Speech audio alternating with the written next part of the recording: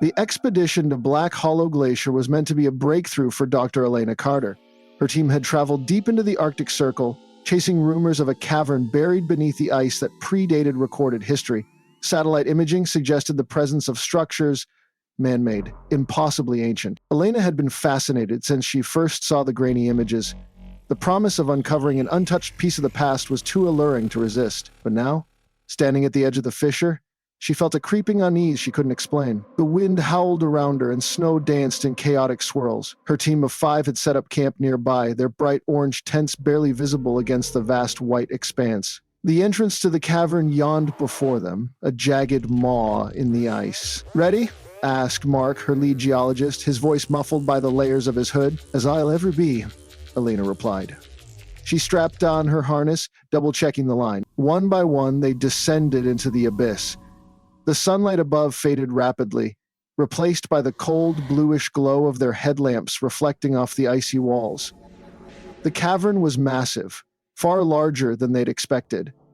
Columns of ice rose like frozen sentinels, and strange markings adorned the walls, etched patterns that seemed too deliberate to be natural. "Look at this," muttered Sarah, their linguist, running a gloved hand over the carvings. "These symbols, they're unlike anything I've ever seen. Photograph everything," Elena instructed, her breath fogging in the freezing air. As they ventured deeper, the atmosphere grew heavier, the silence oppressive. The only sounds were their footsteps crunching on the icy floor and the occasional creak of the glacier above. Then came the whispers, faint at first, like wind brushing against the ice, but unmistakably voices. "Did you hear that?" asked Liam, their youngest team member, his voice trembling. "It's just the wind," Mark said, though his eyes betrayed his unease. But the whispers persisted, growing louder and more distinct. They seemed to come from all directions, yet the cavern swallowed the echoes, making it impossible to pinpoint their source. Elena paused, shining her light ahead. The path widened into a massive chamber. At its center stood an altar, carved from black stone that gleamed unnaturally under their lamps. Surrounding it were more of the strange markings, spiraling outward in intricate patterns. Sarah stepped forward, her eyes fixed on the altar. "These symbols, they're warnings." "Warnings?" Elena asked, her voice tight. "They speak of a hunger. Something buried, waiting to be awakened." A tide blank. A sudden crack echoed through the chamber.